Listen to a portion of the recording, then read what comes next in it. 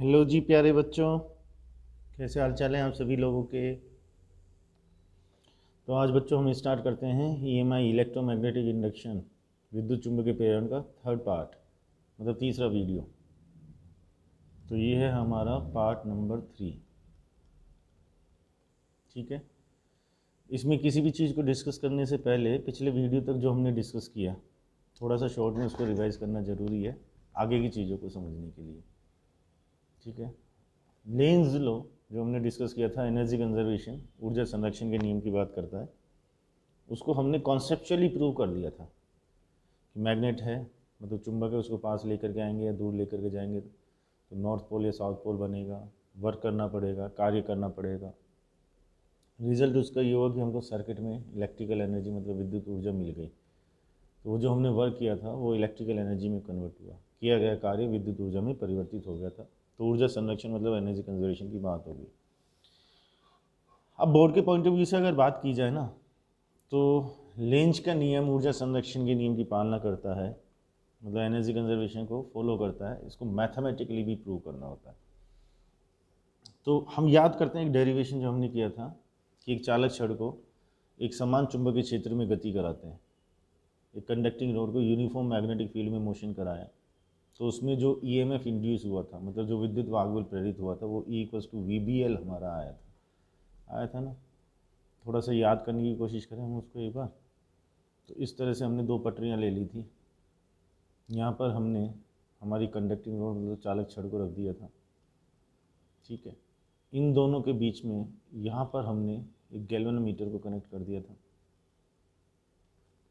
इसको हमने नाम दे दिया था PQ, लेंथ हो गई थी इसकी L। मैग्नेटिक फील्ड में तो चुंबकीय क्षेत्र लिया था हमने लंबवत अंदर की ओर, परपेंडिकुलर इनवर्ड डायरेक्शन में, आउटवर्ड भी ले सकते थे। तो इस तरह से हमने यूनिफॉर्म मैग्नेटिक फील्ड, एक समान चुंबकीय क्षेत्र लिया था।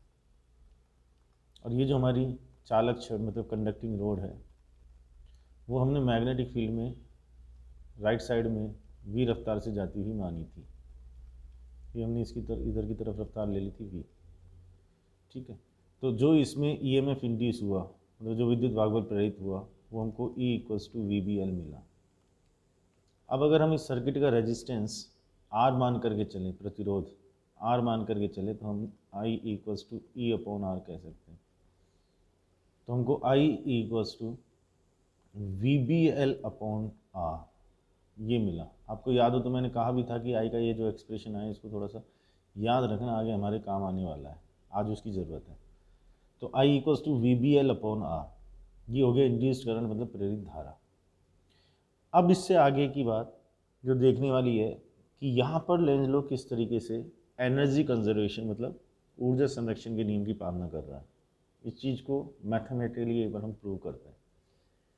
इसमें बेटा सबसे पहले अब ये चीज़ देखो कि ये जो प्रेरित धारा है वो कौन सी दिशा में है, मतलब इंड्यूस्ड करंट का डायरेक्शन कौन सा आएगा।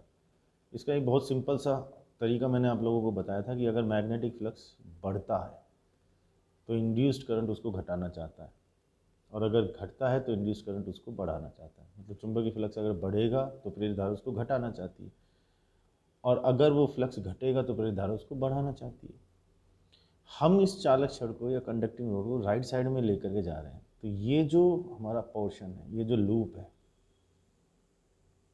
इसका एरिया बढ़ेगा, इसका क्षेत्रफल बढ़ेगा, क्योंकि ये जो रोड है ये राइट साइड में खिसक रही है। तो अंदर की तरफ जो MFL जा रहे हैं, क्या उनका नंबर बढ़ जाएगा?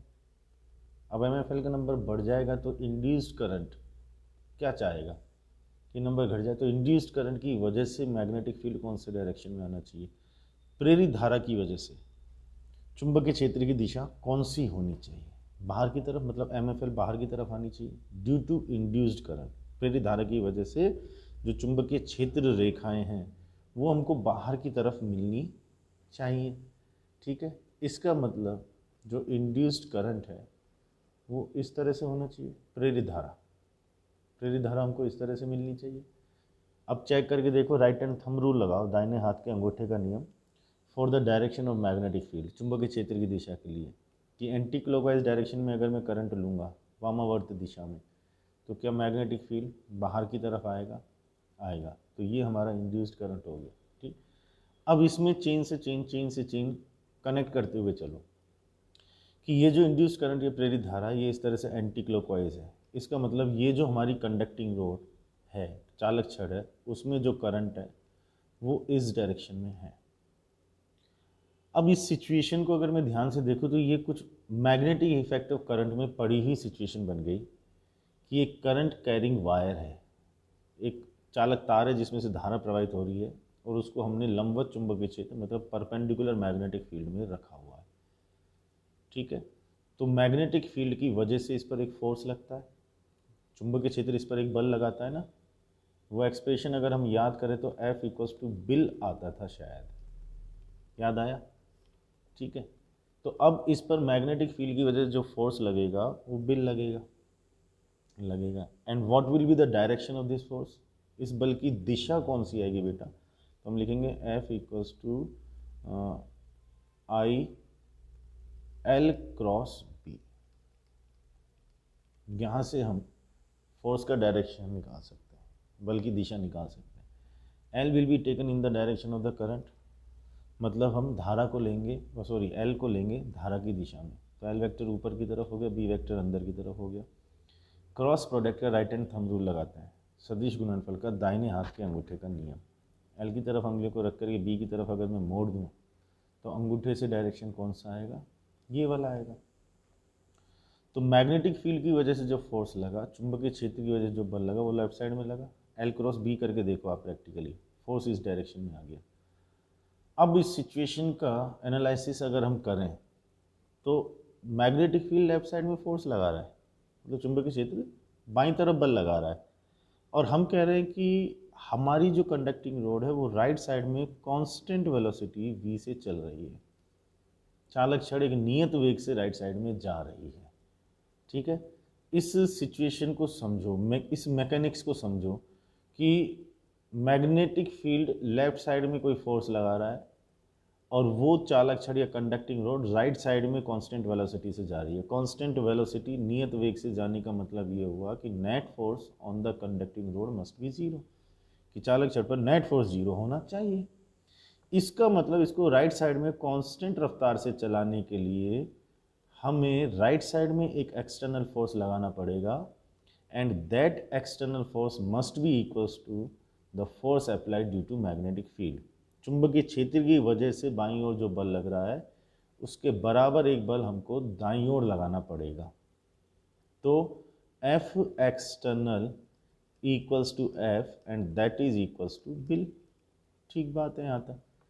ठीक, कहने का तात्पर्य ये हुआ कि इस चालक छड़ को नियत वेग से चलाने के लिए बाहर से हमको राइट साइड में एक बल लगाना पड़ रहा है, कांस्टेंट वेलोसिटी से इसको राइट साइड में मूव कराना है, तो एक एक्सटर्नल फोर्स राइट साइड में लगाना पड़ रहा है जो मैग्नेटिक फील्ड की वजह से लगने वाले फोर्स के बराबर है। ठीक है, मतलब कुछ एक्सटर्नल वर्क किया जाएगा। हमने एक्सटर्नल फोर्स की बात की, बाह्य बल की बात की, तो हम ये कहना चाहते हैं कि कुछ एक्सटर्नल वर्क हो रहा है, some external work is done, कुछ बाह्य कार्य किया जा रहा है। अब जरा हम ये देखें कि ये जो एक्सटर्नल फोर्स हमने लगाया इसकी वजह से कितनी पावर मिली, कितनी पावर हमने इस सिस्टम को दी, कितनी शक्ति प्रदान की गई। तो हम लिख सकते हैं कि एक्सटर्नली जो पावर दी गई है, बाह्य तौर पर जो शक्ति दी गई है, क्या वो F एक्सटर्नल इंटू वी लिख सकते हैं। ये हम 11th क्लास में पढ़ते हैं, P equals to F V. ठीक, तो P external equals to BIL into V. इसको सिंप्लीफाई कर लेते हैं हम, बी एल वी, आई को हमने लिख दिया V B L upon R. तो P external equals to V square B square L square upon R. हम ऐसा कह सकते हैं कि एक सेकंड में जो बाह्य कार्य किया गया है, ठीक है, वो ये है वर्क डन पर second. In fact I must say external work done पर सेकेंड, बाह्य कार्य प्रति सेकेंड, एक सेकेंड में जो बाह्य कार्य हो रहा है वो इतना हो रहा है। ठीक है, अच्छा, अब इसका एक दूसरा एस्पेक्ट हम देखें। जूल्स हीटिंग इफेक्ट की अगर हम बात करें, जूल के ऊष्मीय प्रभाव की अगर हम बात करें, तो जूल साहब ने ये बताया था कि किसी भी रेजिस्टेंस में से अगर करंट का फ्लो होता है तो उसमें से हीट निकलती है। मतलब किसी भी चालक तार में से या किसी भी प्रतिरोध में से जब धारा प्रवाहित होती है तो उसमें से ऊष्मा का उत्सर्जन होता है। और वो कितनी निकलती है? वो निकलती है dH equals to I square R D T. ये एक्सप्रेशन याद होगा हमको। डी टी टाइम की अगर हम बात करें तो जो उसमें हीट निकलेगी, जो उसमें उत्सर्जित होगी, वो dH है। तो dH equals to I square R D T. ठीक, हम अगर ये जानना चाहें कि 1 सेकंड में कितनी हीट निकली है तो dH upon D T that is equals to I square R. I की वैल्यू को अगर हम इसमें पुट कर दें तो ये कितना आ जाएगा? V B L upon R का स्क्वायर इंटू में आर। So D H upon D T equals to V square B square L square upon R square into में आर, आर से R cancel, V square B square L square upon R. Question दिमाग में ये आ रहा होगा कि sir हम 1 second में उत्सर्जित होने वाली ऊष्मा, मतलब 1 सेकंड में जो हीट निकल रही है, उसको क्यों कैलकुलेट कर रहे हैं?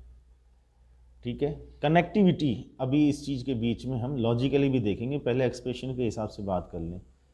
तो साहब सिस्टम के लिए हमने 1 सेकंड में जो एक्सटर्नली वर्क किया, जो बाह्य कार्य किया, वो 1 सेकंड में इतना किया। मतलब 1 सेकंड में हम सिस्टम को इतनी एनर्जी दे रहे हैं। 1 सेकंड में जो हम सिस्टम को ऊर्जा दे रहे हैं, निकाय को जो ऊर्जा दे रहे हैं, वो इतनी दे रहे हैं।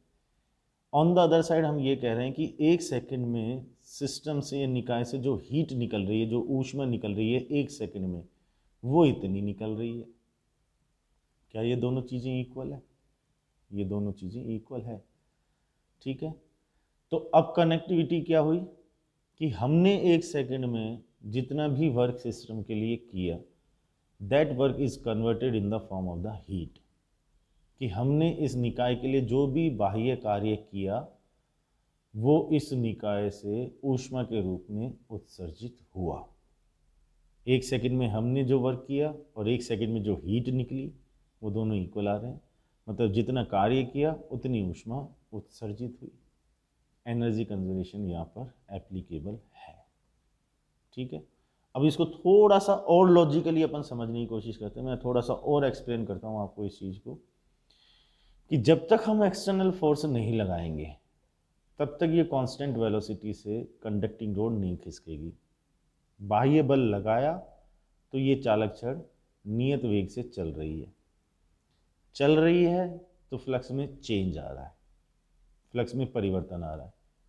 फ्लक्स में चेंज आ रहा है तो ईएमएफ इंड्यूस हो रहा है, विद्युत वाहक बल प्रेरित हो रहा है। और ईएमएफ इंड्यूस हो रहा है तो करंट इंड्यूस हो रहा है, मतलब प्रेरित धारा उत्पन्न हो रही है। और इंड्यूस्ड करंट है, इसीलिए मैग्नेटिक फील्ड की वजह से फोर्स भी लग रहा है। और जो धारा प्रवाहित हो रही है, जो प्रेरित धारा है, उसकी वजह से हीट जनरेट हो रही है। ठीक है, तो एक्चुअल में ये जो इंड्यूस्ड करंट है, ये हमारे एक्सटर्नल फोर्स की वजह से तो पैदा हुई है। और हमने एक्सटर्नल फोर्स लगाया तो हमने वर्क किया, मतलब बाह्य बल लगाया तो कार्य किया। रिजल्ट उसका ये हुआ कि इस कंडक्टिंग रोड में से करंट का फ्लो हो गया, इस चालक छड़ में से धारा प्रवाहित होने लग गई। धारा प्रवाहित होने लग गई तो ये गर्म हो गई, गर्म हो गई तो हीट निकली। जब हमने चेक करके देखा तो 1 सेकंड में उतनी हीट निकली जितना हमने काम किया। इसका मतलब total energy of the system remains conserve. तो मैथमेटिकली हम ऐसे लेंज लॉ में एनर्जी कंजर्वेशन को प्रूव कर सकते हैं, ऊर्जा संरक्षण को प्रूव किया जा सकता है, सिद्ध किया जा सकता है। बोर्ड में अगर क्वेश्चन आता है तो हम इस तरह से ये काम कर सकते हैं। क्लियर होगी ये बात? चलो, अब इसमें हम थोड़ा सा बेटा और आगे बढ़ते हैं। जैसे मैंने आपको पिछले वीडियो में बताया था कि अभी तो हम चालक छड़ को चुंबकीय क्षेत्र में ट्रांसलेटरी मोशन, मतलब स्थानांतरीय गति करा रहे हैं। जो हमारी कंडक्टिंग रोड है वो मैग्नेटिक फील्ड में ट्रांसलेटरी मोशन कर रही है, सीधा सीधा चल रही है। अगर हम उसको रोटेट कराएं, अगर हम उसको घूर्णन कराएं मैग्नेटिक फील्ड में, तो देखें जरा इंड्यूस्ड ईएमएफ कितना आएगा, है ना, प्रेरित विद्युत वाहक बल कितना आएगा। उस चीज़ को हम देखना चाहते हैं। तो हमने क्या किया, पहले तो यूनिफॉर्म मैग्नेटिक फील्ड ले लिया, एक समान चुंबकीय क्षेत्र ये ले लिया हमने। ठीक है, ये यूनिफॉर्म मैग्नेटिक फील्ड,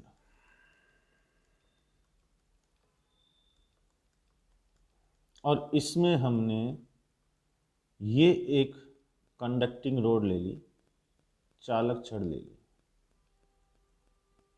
ठीक है। मान लिया कि ये वाला एंड उसका P है और ये वाला एंड उसका Q है और इसकी टोटल लेंथ L है।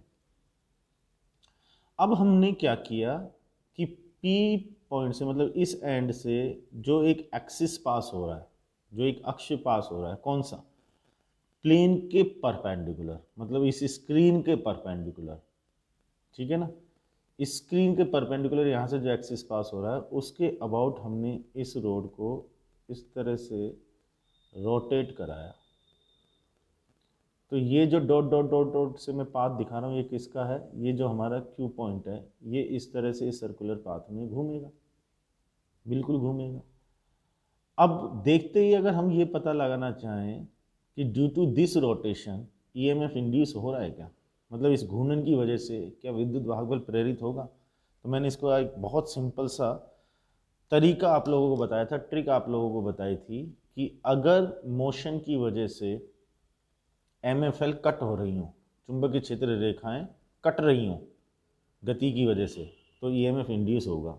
अब इसको ज़रा इस सिचुएशन को सोचो कि जो MFL है वो स्क्रीन के परपेंडिकुलर अंदर की तरफ है, मतलब स्क्रीन के लंबवत अंदर की तरफ जा रही है, और आप स्क्रीन के प्लेन में, मतलब स्क्रीन के तल में एक चालक छड़ को, कंडक्टिंग रोड को घुमा रहे हो, तो क्या वो MFL को कट करेगी? बिल्कुल कट करेगी भाई, कट करेगी तो EMF तो इंड्यूस होगा, ठीक। अब हमारा काम है उस EMF को कैलकुलेट करना। अब उस EMF को कैसे कैलकुलेट किया जाएगा वो कहानी समझी जाए। एक एक्सप्रेशन हमने निकाला हुआ है कि एक चालक छड़ अगर चुंबकीय क्षेत्र में गति करती है, कंडक्टिंग रोड मैग्नेटिक फील्ड में अगर मोशन करती है, तो उसमें जो EMF आता है वो VBL आता है। हम इसका रेफरेंस यहाँ पर ले सकते हैं, ठीक है। अगर मैं ये Q एंड की रफ्तार को V मानूं, एक बार थोड़ा सा इसको लॉजिकली समझना, क्योंकि कुछ लोग यहाँ पर गड़बड़ कर देते हैं। वो कहते हैं कि अरे यार इस एंड की रफ्तार V ले लो, L ये हो ही गया तो VBL लिख दो, काम खत्म हो गया। हमने जब ट्रांसलेटरी मोशन की बात की थी, है ना, स्थानांतरित गति की बात की थी, मतलब हमारी चालक छड़ ऐसे चल रही थी, कंडक्टिंग रोड ऐसे चल रही थी, और अब हम जो बात कर रहे हैं वो है रोटेशनल मोशन, मतलब घूर्णन गति। तो इन दोनों सिचुएशंस में लॉजिकली एक बहुत बड़ा डिफरेंस है। क्या कि जब वो ट्रांसलेटरी मोशन था, स्थानांतरित गति थी, तो इसका हर एक पॉइंट V रफ्तार से इधर चल रहा था, मतलब सारे पॉइंट्स की रफ्तार एक जैसी थी, ठीक है। लेकिन रोटेशन की अगर बात करें, घूर्णन की अगर बात करेंगे ना बेटा, तो सबके लिए V की वैल्यू एक जैसी नहीं आएगी। याद करो, रोटेशनल मोशन याद करो, घूर्णन गति याद करो, 11वीं क्लास में जो हम पढ़ते हैं कि सबके लिए क्या चीज सेम आएगी, सबके लिए ओमेगा एक जैसा आएगा, कोणीय वेग, एंगुलर वेलोसिटी, ठीक है ना। तो सबके लिए V की वैल्यू अलग अलग आएगी। अब अगर मैं E=VBL को डायरेक्ट यहाँ अप्लाई करना चाहूँ तो V किसके लिए, Q के लिए अलग है, बीच के किसी पॉइंट के लिए अलग है, मिड पॉइंट के लिए अलग है, अलग अलग पॉइंट्स के लिए अलग अलग है। तो डायरेक्टली हम VBL तो नहीं लिख सकते। अब उसका हमने तरीका क्या निकाला कि भाई ओमेगा सबके लिए एक जैसा आ रहा है, तो क्यों ना हम यहाँ पर एक एलिमेंट लें, एक अल्पांश लें। वो अल्पांश मान लो P से हमने x डिस्टेंस पर लिया, है ना, जो एलिमेंट लिया, और उसकी लेंथ को हमने dx मान लिया। और मान लो ये जो एलिमेंट या अल्पांश है वो v रफ्तार से चल रहा है और ऐसे सर्कुलर पाथ में घूम रहा है, ठीक। अब हमने एक एक्सप्रेशन पढ़ा है, आपको याद हो तो V=ω/r। एक्चुअल में हम एक्सप्रेशन को ओमेगा की फॉर्म में लाना चाहते हैं, क्योंकि ओमेगा सबके लिए एक जैसा है, और जो चीज़ सबके लिए एक जैसी होती है जनरली हम उसी की फॉर्म में चीज़ों को लिखना पसंद करते हैं। तो अब अगर इस एलिमेंट या अल्पांश के लिए मैं बात करूँ तो मैं लिखूंगा V=ω, और इसके लिए रेडियस कितना हो गया, x हो गया, तो V=ω(x), ठीक। अगर मैं ये E वाला एक्सप्रेशन इस एलिमेंट के लिए, अल्पांश के लिए अप्लाई करूं तो मैं क्या लिखूंगा, DE, मतलब एक एलिमेंट के लिए, अल्पांश के लिए बात हो रही है, that is equals to V B, और L का मतलब हो गया एलिमेंट की लेंथ, मतलब dx। कहने का मतलब ये होगा कि हमने इस एलिमेंट को, अल्पांश को एक रोड मान लिया, एक छड़ मान लिया dx लेंथ का, तो ये एक्सप्रेशन हमने इसके लिए लगा दी, तो D equals to V B D X. अब अगर मैं इसका इंटीग्रेशन करूँ तो वी तो कांस्टेंट नहीं है, इसलिए इंटीग्रेशन में प्रॉब्लम आएगी। तो मैंने क्या किया, D E equals to V को लिखा ओमेगा एक्स, ये आ गया बी डी एक्स। अब इंटीग्रेशन करूंगा तो ओमेगा और बी कांस्टेंट है, बाहर आ जाएंगे, एक्स का इंटीग्रेशन हम कर सकते हैं। तो पूरे के ईएमएफ के लिए बात करेंगे तो E equals to integration omega B X D X. अब एक्स की लिमिट देखो, यहाँ से शुरू करते हैं और यहाँ तक चलते हैं, तो एक्स की लिमिट 0 से एल तक हो गई। तो E equals to omega B integration X D X, 0 से L तक की लिमिट, तो E equals to omega B integration किया तो एक्स स्क्वायर अपॉन 2, लिमिट हो गई 0 से L तक, तो E equals to half B omega L square. ये हमारे पास में इंड्यूस्ड ईएमएफ आ गया रोटेशनल मोशन के लिए। हम इसका हेडिंग लिख सकते हैं कि induced EMF for rotational motion of conducting road in uniform magnetic field. एक समान चुंबकीय क्षेत्र में चालक छड़ की घूर्णन गति के कारण प्रेरित विद्युत वाहक बल, वो आ गया half B omega L square. Clear हो गई बात? अच्छा, इसको हम एक दूसरे तरीके से भी लिख सकते हैं कि E equals to half B.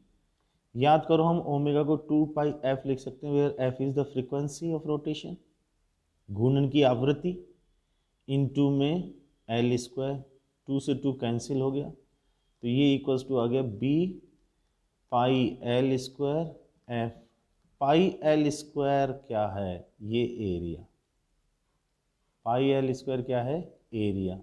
तो E इक्वल्स टू क्या आ गया? B A F. Is that clear? तो हम ऐसा भी लिख सकते हैं, कभी कभी ये एरिया दे दिया जाता है, हालांकि मोस्ट ऑफ द केसेस में half B omega L square अपने काम आएगा, लेकिन बी ए एफ भी याद रखना है। एफ फ्रीक्वेंसी है, आवृत्ति है, ए हो गया इसका पूरा सर्कल का एरिया कंप्लीट, और बी तो मैग्नेटिक फील्ड है ही। ठीक है सर? तो इस तरह से रोटेशन के केस में भी हम कैलकुलेट कर सकते हैं। छोटी सी एक बात और कि साहब ईएमएफ अगर इंड्यूस हो रहा है ना, मतलब विद्युत वाहक बल अगर प्रेरित हो रहा है, तो पॉजिटिव नेगेटिव एंड भी बन रहे होंगे। अब पी और क्यू में से कौन सा पॉजिटिव और कौन सा नेगेटिव है वो हमको पता लगाना है। तो बहुत सिंपल से तरीके से हम पता लगा सकते हैं। इलेक्ट्रॉन पर फोर्स का डायरेक्शन देख लो, कौन से एक्सप्रेशन से, F equals to Q V cross B. Magnetic field की वजह से जो फोर्स लग रहा है, चुंबकीय क्षेत्र की वजह से जो बल लग रहा है, उसकी दिशा देख लो। जैसे हम इस एलिमेंट के लिए बात करें तो हमारा V इधर की तरफ है, ये रहा V, और B हो गया अंदर की तरफ, तो V cross B, right hand thumb rule for the cross product, सदिश गुणनफल के लिए दाहिने हाथ के अंगूठे का नियम। V की तरफ उंगली रख करके B की तरफ अगर आप मोड़ोगे तो इधर की तरफ फोर्स लगेगा पॉजिटिव चार्ज के लिए, धनावेश के लिए। हमारे इलेक्ट्रॉन की बात करें तो इलेक्ट्रॉन इधर भागेगा, इधर भागेगा तो ये नेगेटिव और ये पॉजिटिव बन जाएगा। बोलो बात समझ में आई या नहीं है? 100% क्लियर हो गई बात? ठीक है, तो इस तरह से हम ईएमएफ को कैलकुलेट कर सकते हैं। ओके, चल और आगे की अपन थोड़ी सी बात करते हैं। इसी में हम एक और अच्छा सा केस बना सकते हैं रोटेशन से रिलेटेड, कि मान लो ये एक डिस्क है, चकती, मतलब बीच में से भरी हुई और सर्कल है। ठीक है, मान लो जो इसका रेडियस है आर है, इसको हमने यूनिफॉर्म मैग्नेटिक फील्ड में रख दिया, एक समान चुंबकीय क्षेत्र। ये लो, यूनिफॉर्म मैग्नेटिक फील्ड ले रहे हैं, ये यूनिफॉर्म मैग्नेटिक फील्ड, एक समान चुंबकीय क्षेत्र, परपेंडिकुलर इनवर्ड, लंबवत अंदर की ओर ले लिया, और ये जो हमारी डिस्क चकती है ये ऐसे एंटी क्लॉकवाइज घूम रही है, मान लो कोणीय वेग या एंगुलर वेलोसिटी ओमेगा से। एंटी क्लॉकवाइज या क्लॉकवाइज कैसे मान लो, वामावर्त या दक्षिणावर्त कैसे भी मान लो। अब इसमें जो ईएमएफ होगा वो अपन को कैलकुलेट करना है कितना होगा। ठीक, इसको बहुत सिंपल कॉन्सेप्ट से अपन सॉल्व कर सकते हैं। इसमें कोई डेरिवेशन नहीं है, कोई कैलकुलेशन नहीं है, केवल एक लॉजिक अप्लाई करना है। कैसे? बहुत ध्यान से अगर हम इसको देखें तो हम ऐसा कुछ मान सकते हैं कि ये जो हमारी डिस्क है ये आर लेंथ की बहुत सारी कंडक्टिंग रोड से मिलकर के बनी हुई है। मतलब ये जो हमारी चकती है ये आर लंबाई की बहुत सारी चालक छड़ों से मिलकर के बनी हुई है। कैसे? कि हमने कहा कि एक तो जैसे ये हो गई, एक ये रोड हो गई, एक ऐसे इस तरह से ये वाली हो गई, एक इस तरह से इसके पास वाली ये हो गई, एक इस तरह से ये हो गई, एक इस तरह से ये हो गई, एक इस तरह से ये हो गई। मतलब जितनी भी मैं कंडक्टिंग रोड कंसीडर करूँगा सबका एक एंड यहाँ पर होगा और दूसरा एंड सरकमफ्रेंस पर होगा। एक एंड तो सेंटर पर मतलब केंद्र पर होगा, दूसरा होगा परिधि पर। ठीक है, अब इनमें से किसी एक कंडक्टिंग रोड या चालक छड़ की अगर मैं बात करूँ तो उसमें ईएमएफ कितना आएगा वो अभी हमने निकाला है। रोटेशन की बात की थी तो हाफ बी ओमेगा एल का मतलब हो गया यहाँ पर आर, तो half B omega R square. ठीक है, अब जैसे मैंने ये पहली कंडक्टिंग रोड ले ली, ये चालक छड़ मैंने कंसीडर कर ली, तो यहाँ पर नेगेटिव हो गया और यहाँ पर पॉजिटिव हो गया, और इसमें जो ईएमएफ इंड्यूस हो रहा है, जो विद्युत वाग्बल प्रेरित हो रहा है, वो half B omega R square हो रहा है। जस्ट इसके पास वाली के बारे में सोचो, उसका ये नेगेटिव बनेगा, ये वाला पॉजिटिव बनेगा। पास वाले के बारे में सोचे तो नेगेटिव बनेगा, पॉजिटिव बनेगा, पास वाले के बारे में सोचे नेगेटिव बनेगा, पॉजिटिव बनेगा। मतलब सबकी कहानी एक जैसी आ रही है क्या? सबकी लेंथ आर हो गई, मतलब सबकी लंबाई आर हो गई, सबके रोटेशन के लिए एंगुलर वेलोसिटी ओमेगा हो गई, मतलब सबके घूर्णन के लिए जो कोणीय वेग है वो ओमेगा हो गया। सबका सेंटर वाला जो एंड है, केंद्र वाला जो सिरा है वो पॉजिटिव हो गया, और सरकमफ्रेंस मतलब परिधि वाला जो है वो नेगेटिव हो गया। तो सब में जो ईएमएफ आया वो इस तरह का आया। अब ये जो सिचुएशन है, इस सिचुएशन को मैं एक बहुत सिंपल सिचुएशन की फॉर्म में अज्यूम कर सकता हूँ। कैसे? कि अगर इन कंडक्टिंग रोड्स को, इन चालक छड़ों को मैं बैटरीज की तरह कंसीडर कर लूँ, क्योंकि ईएमएफ पैदा हो रहा है, एक तरफ पॉजिटिव बन रहा है एक तरफ नेगेटिव बन रहा है, तो क्यों ना मैं इनको बैटरीज की फॉर्म में कंसीडर कर लूँ। ये जो कंडक्टिंग रोड हैं ये बैटरीज हैं, मतलब ये जो चालक छड़ हैं ये बैटरी है। अब सारी बैटरीज का पॉजिटिव टर्मिनल तो एक जगह हो गया और ये नेगेटिव टर्मिनल आपस में कनेक्ट हो गए। तो क्या ये सिचुएशन कुछ इस तरह की बन रही है कि एक बैटरी, दूसरी बैटरी, तीसरी बैटरी, ठीक है, इसी तरह से चौथी बैटरी एंड सो ऑन। तो सबके पॉजिटिव टर्मिनल देखो एक साथ कनेक्ट हो रहे हैं एक ही जगह, और नेगेटिव टर्मिनल आपस में कनेक्ट हो रहे हैं। यही तो सिचुएशन हमको यहां पर दिखाई दे रही है। और सबका ईएमएफ कितना है? इतना है। अब जरा करंट इलेक्ट्रिसिटी सर्किट वाला कॉन्सेप्ट लगाओ धारा विद्युतिकी में, कि भैया बैटरी हमने लगा दी सारी की सारी पैरेलल में, समांतर क्रम में हो गई, और सबका EMF half B omega R square. तो इस पैरेलल कॉम्बिनेशन का ईएमएफ कितना आ जाएगा? उतना ही आएगा। अगर मैं 10-10 वोल्ट की कितनी भी बैटरी पैरेलल में लगा दूं तो पूरे पैरेलल कॉम्बिनेशन या समांतर क्रम के लिए जो नेट ईएमएफ आएगा, मतलब जो नेट विद्युत वाहक बल आएगा, वो कितना आएगा? 10 वोल्ट ही आएगा। यहाँ पर भी सबका ईएमएफ बराबर है। तो पूरे कॉम्बिनेशन के लिए अगर मैं बात करूँ तो E equals to half B omega R square. और ये जो पैरेलल कॉम्बिनेशन है, ध्यान से अगर देखें तो यहाँ पर ये कंडक्टिंग रोड का एक तरह से पैरेलल कॉम्बिनेशन बन रहा है, चालक छड़ों का पैरेलल कॉम्बिनेशन मतलब समांतर क्रम संयोजन बन रहा है। तो उसका नेट जो आएगा इसका मतलब वो डिस्क का आ जाएगा पूरी का। यहाँ बैटरीज का पैरेलल कॉम्बिनेशन, बैटरीज का समांतर क्रम संयोजन, इसका मतलब हो गया यहाँ पर पूरी डिस्क के लिए ईएमएफ की बात हो रही है। तो क्या वो half B omega R square? तो डिस्क के लिए half B omega R square, मतलब कुछ भी अलग से निकालने की जरूरत नहीं है। इसको और थोड़ा सा सिंप्लीफाई करें तो हाफ बी ओमेगा को वही लिख दिया हमने 2 पाई एफ, ये आ गया आर स्क्वायर, तो 2 से 2 हो गया कैंसिल, तो B pi r square F, ये हो गया एरिया, डिस्क का एरिया, डिस्क का एरिया, तो बी ए एफ, ये एक्सप्रेशन आ गया। ठीक है, मोस्टली बोर्ड में जनरली इससे रिलेटेड चीज़ पूछते नहीं है। बाय द चांस बोर्ड में अगर कभी पूछ ले तो थोड़ा सा ध्यान रख लेना इसका, कि डिस्क के लिए भी अपन वही लिख देंगे जो चालक छड़ के लिए, मतलब कंडक्टिंग रोड के लिए अपन ने लिखा था, बस एल की जगह आर हो जाएगा। रेडियस आ जाएगा। फंडा समझ में आया कि अपन ने ये काम किया किस तरह से, ठीक है। अब एक सिचुएशन और लेते हैं, चीज़ों को थोड़ा सा और कॉन्सेप्चुअली क्लियर करने के लिए। एक सिचुएशन और ली हमने कि मान लो हमारा एक रेक्टेंगुलर लूप है, ये हमने एक रेक्टेंगुलर लूप बनाया है यार, ये एक रेक्टेंगुलर लूप बनाते हैं, ठीक है। कुछ नाम दे दिया हमने इसको P Q R S। मान लो इसकी जो लेंथ है वो L है और इसकी जो विड्थ है उसको हमने B मान लिया। अब मैग्नेटिक फील्ड है परपेंडिकुलर इनवर्ड, लंबवत अंदर की ओर, ठीक है साहब। केस समझना, केस क्या बन रहा है। इंपॉर्टेंट बात यह है कि ये जो मैग्नेटिक फील्ड चुंबकीय क्षेत्र है ना, ये यूनिफॉर्म नहीं है, नॉन यूनिफॉर्म मैग्नेटिक फील्ड है, असमान चुंबकीय क्षेत्र। ऐसा मान लो कि जहां पर ये पी क्यू साइड है वहां पर B1 है मैग्नेटिक फील्ड, और जहां पर ये RS साइड है वहां पर मैग्नेटिक फील्ड B2 है, चुंबकीय क्षेत्र B2 है। दोनों जगह अलग अलग है, B1 है और B2 है, ठीक। अब हमको ये पता लगाना है कि इसमें जो EMF इंड्यूस होगा, मतलब जो विद्युत वाहक बल प्रेरित होगा, वो कितना होगा, होगा या नहीं होगा।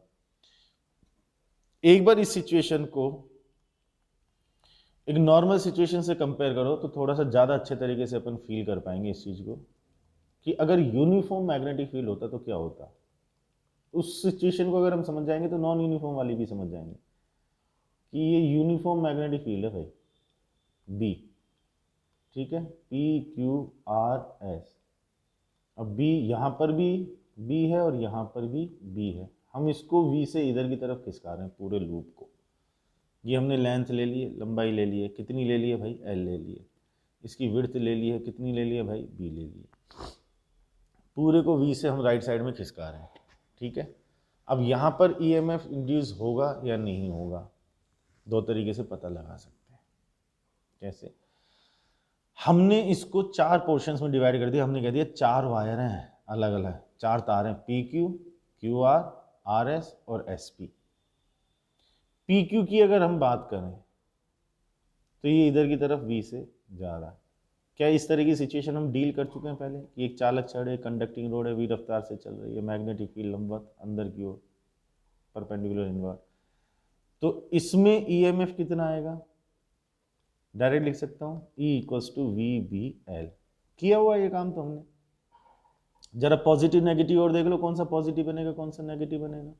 V क्रॉस B करेंगे तो पॉजिटिव चार्ज पर ऊपर फोर्स लगेगा, इलेक्ट्रॉन पर नीचे फोर्स लगेगा, मतलब हमारा ये तो बन जाएगा नेगेटिव और ये बन जाएगा हमारा साहब पॉजिटिव। अच्छा, यही कहानी क्या मैं RS के लिए भी बोल सकता हूँ। RS के लिए अगर मैं बात करूँ तो ये पॉजिटिव बन जाएगा, ये नेगेटिव बन जाएगा और यहाँ पर भी VBL आ जाएगा। L का मतलब B, कंफ्यूज मत होना, L का मतलब B कर दो, मतलब इनकी लेंथ, ठीक है।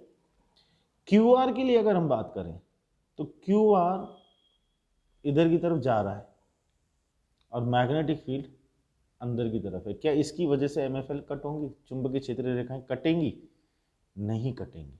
और वैसे भी आप फोर्स के हिसाब से देखोगे तो V क्रॉस B करोगे तो फोर्स इधर की तरफ लगेगा, इलेक्ट्रॉन पर इधर लगेगा। तो क्या इलेक्ट्रॉन लेफ्ट में या राइट में शिफ्ट होंगे?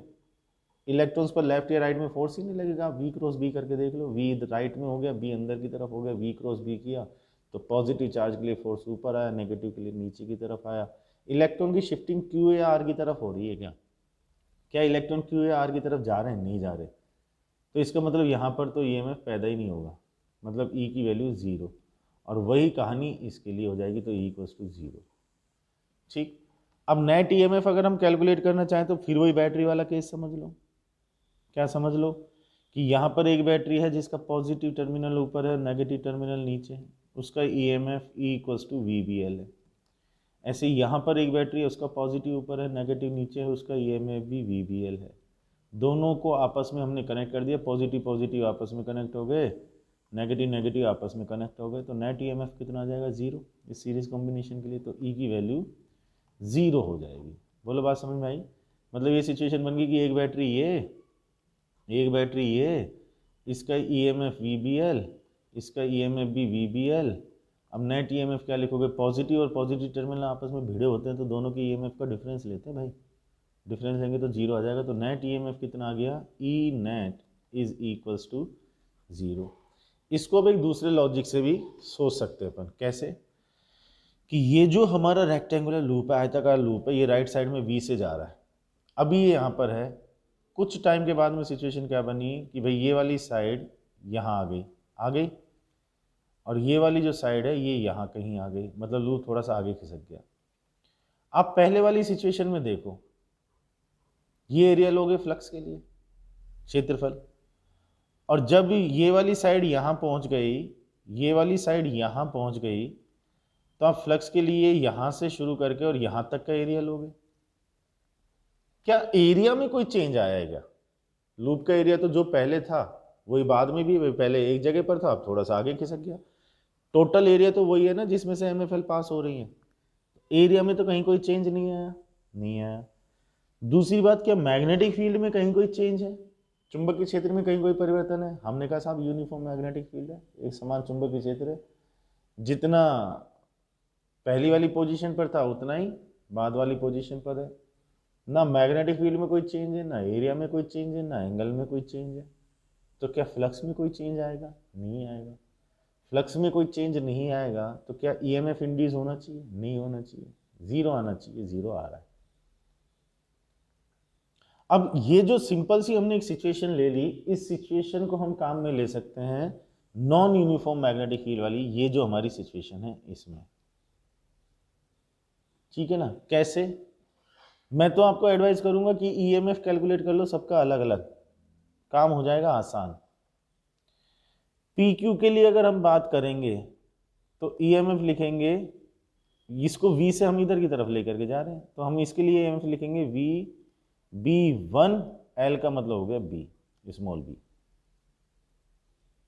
और RS के लिए अगर बात करेंगे तो E2 equals to we B2 B।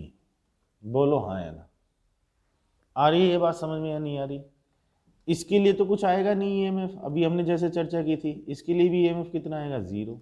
अभी दूसरे तरीके से भी देख लेंगे। तो हमने कह दिया साहब एक बैटरी इधर हो गई पॉजिटिव नेगेटिव, एक बैटरी इधर हो गई पॉजिटिव नेगेटिव, इसका जो ईएमएफ है वो VB1B है, इसका जो ईएमएफ है वो VB2B है। नेट ईएमएफ क्या लिखेंगे? डिफरेंस लेंगे, ज़्यादा में से कम को घटा दो। हमने मान लिया कि B1 ग्रेटर देन B2 है, ऐसा हमने मान लिया, तो हम लिख देंगे VB1B माइनस VB2B, तो VB1 minus B2 into B, ये नेट ईएमएफ आ गया। और B2 ग्रेटर देन B1 होता तो ब्रैकेट में B2 माइनस B1 कर देते, ये नेट ईएमएफ। एक तरीका, ठीक है सर। दूसरा तरीका क्या है? dt टाइम के बाद बात करो तो dt टाइम में ये वाली जो साइड है ये आ गई है यहाँ पर P डैश Q डैश, और ये वाली जो साइड है ना, ये आ गई है यहाँ पर R डैश S डैश। कितना चले? रफ्तार तो v है, तो मान लो ये dx, तो ये भी कितना है? dx, सही बात है। तो हमने लिख दिया v equals to dx upon dt, कोई दिक्कत नहीं है साहब। अब थोड़ा सा ध्यान दो, लूप के थोड़ा सा राइट में खिसकने की वजह से ये एरिया मतलब इधर से इतना एरिया घट गया तो इधर से इतना एरिया बढ़ गया, जितना घटा उतना ही तो बढ़ा। इसका मतलब एरिया में तो कोई चेंज नहीं, और वैसे ही पता लग रहा है कि वो लूप है, लूप का एरिया चेंज हो नहीं रहा, थोड़ा सा इधर रखा है, थोड़ा सा आगे खिसका दिया, तो क्षेत्रफल में या लूप के एरिया में तो कोई चेंज आया नहीं। तो क्या फ्लक्स में चेंज आएगा? यहां आएगा। क्यों आएगा? क्योंकि यहां पर मैग्नेटिक फील्ड यूनिफॉर्म नहीं है भाई, यहां पर मैग्नेटिक फील्ड यूनिफॉर्म नहीं है, ठीक है। मैं आपसे पूछूं, अब ध्यान से समझना इस चीज को, कि ये जो शेडेड पोर्शन है ना, यहां फ्लक्स में कमी हो गई ना, क्योंकि पहले इतना एरिया था जिसमें से एमएफएल पास हो रही थी, अब ये लूप आगे खिसक गया तो ये साइड अब यहां पर आ गई, तो इतने में से जो पास हो रहा था वो अब लूप में काउंट नहीं होगा, अब वो लूप में काउंट नहीं होगा। ऐसे ही इसमें जो अब आएगा वो अब लूप में काउंट होगा जो पहले काउंट नहीं हो रहा था। तो हम कहेंगे भाई लेफ्ट साइड में ये जो शेडेड है यहां पर फ्लक्स घट गया इतना, और राइट में ये जो शेडेड है यहां पर फ्लक्स बढ़ गया। कितना घटा, ध्यान से देखना। अब थोड़े से पोर्शन के लिए हम इस पूरे में मैग्नेटिक फील्ड की वैल्यू B1 मान सकते हैं इस पूरे में। तो हमने लिखा B1 और चेंज इन द एरिया कितना आ गया BdX। ध्यान से देख लो, इतना घट गया। और यहां पर कितना बढ़ गया B2 BdX। बोलो बात समझ में आई नहीं? तो नेट चेंज कितना आया, नेट चेंज कितना है? हम B2 ग्रेटर देन B1 मान करके चल रहे हैं, मान तो कैसे भी लो, हमने B2 ग्रेटर देन B1 मान लिया। तो नेट चेंज कितना आ गया B2 BdX minus B1 BdX। Honestly बात समझ में आ रही है? भाई लेफ्ट साइड में ये जो मैंने शेडेड कर दिया, इस शेडेड का जो एरिया है, इस एरिया में से पहले फ्लक्स पास हो रहा था जो अब नहीं होगा, क्योंकि लूप अब यहां से शुरू हो रहा है और यहां तक जा रहा है। ऐसे ही राइट में ये जो एरिया है इसमें से पहले पास नहीं हो रहा था, क्योंकि पहले लूप यहां तक था ही नहीं, अब लूप यहां तक आ गया, तो इसका जो फ्लक्स है वो कंसीडर होगा। तो change in the flux d कितना आ गया B2 माइनस B1 और BdX बाहर। बोलो जी, अपोन में कर दो dt, अपोन में कर दो dt। क्या यही हमारा EMF होता है? होता है। तो इक्वल्स टू क्या आ गया B2 माइनस B1 और B और dx अपॉन dt का नाम हो गया V। आप देख लो यही चीज है। अब आप कहोगे सर यहाँ तो B1 माइनस B2 था, यहाँ B2 माइनस B1, वो मानने वाली बात होगी ना कि हमने B2 ग्रेटर देन B1 मान लिया। B1 ग्रेटर देन B2 मानते तो ये B1 माइनस B2 हो जाता। तो चीज को ऐसे कहो चाहे वैसे कहो, दोनों में से किसी भी तरह से अपन कह सकते हैं, EMF निकाल सकते हैं। मैंने आपको दोनों मेथड बता दिए, दोनों तरीके बता दिए चीज़ों को करने के लिए, ठीक है। अब आप थोड़ा सा देख लेना बुक में किस तरीके का दिया हुआ है, तो आप तो कोशिश करना उसी को काम में लो। बाकी as a factor of safety, as a backup, आप सेकंड मेथड को भी लेकर के चलो। मैं तो प्रीफर करता हूँ कि भाई मैं तो सीधे सीधे VBL लगा देता हूँ, लेफ्ट वाली का लिख लेता हूँ, राइट वाली का लिख लेता हूँ और उनका डिफरेंस ले लेता हूँ, खत्म हो जाता है काम। और आप इस तरह से एरिया से भी इस चीज़ को कैलकुलेट कर सकते हो कि लेफ्ट साइड में फ्लक्स कितना कम हो गया, राइट साइड में कितना फ्लक्स बढ़ गया, तो नेट फ्लक्स में चेंज कितना आ गया, उसको dt से डिवाइड कर लो, EMF आ जाएगा। चीज़ तो ये भी सिंपल है। अब आप जैसे कहना चाहो, जैसे इसको करना चाहो, आप वैसे इसको कर सकते हो। बोलो यहाँ तक की बात क्लियर है क्या? अच्छे तरीके से, बढ़िया तरीके से, ठीक है। तो इस वीडियो में हमने क्या डिस्कस किया है? एक तो लेंज लो, एनर्जी कंजर्वेशन, मतलब लेंज का जो नियम है उसमें ऊर्जा संरक्षण का नियम मैथमेटिकली हमने प्रूव किया है डेरिवेशन में, ठीक है ना। सेकंड हमने बात की है rotation motion of conducting road in uniform magnetic field, कि एक चालक छड़ की समान चुंबकीय क्षेत्र में घूर्णन गति, उसमें EMF कितना है। उसी के साथ में हमने डिस्क वाला केस भी कंसिडर कर लिया, चकती वाला भी। और फिर हमने ये ले लिया कि नॉन यूनिफॉर्म मैग्नेटिक फील्ड में अगर कोई लूप चले, तो अगर नॉन यूनिफॉर्म मैग्नेटिक फील्ड है, असमान चुंबकीय क्षेत्र, उसमें लूप कोई चल रहा है, तो उसमें जो EMF इंड्यूस होगा वो कितना होगा, वो हमने कैलकुलेट करके देख लिया, ठीक है। तो होपफुली ये बात लॉजिकली अच्छे तरीके से आपको समझ में आई होगी, बढ़िया तरीके से देखो समझो अच्छे तरीके से, है ना। फिर नेक्स्ट वीडियो में अपन क्या करने वाले हैं? नेक्स्ट वीडियो में अपन क्वेश्चंस डिस्कस करेंगे, केवल प्रॉब्लम डिस्कशन की बात करेंगे। अब जितनी प्रॉब्लम डिस्कशन मेरे को करना है, जितने क्वेश्चंस कराने हैं, उतने की बात करेंगे। फिर भी उसमें टाइम अगर रहेगा तो नेक्स्ट वीडियो में थोड़ा सा आगे का कॉन्सेप्ट थ्योरी भी लेकर के चल सकते हैं, ठीक है। वो अपन नेक्स्ट वीडियो में फिर डिस्कस करते हैं। बेटा देखो इसको, समझो, आनंद लो। नेक्स्ट वीडियो में मिलते हैं फिर। Thank you.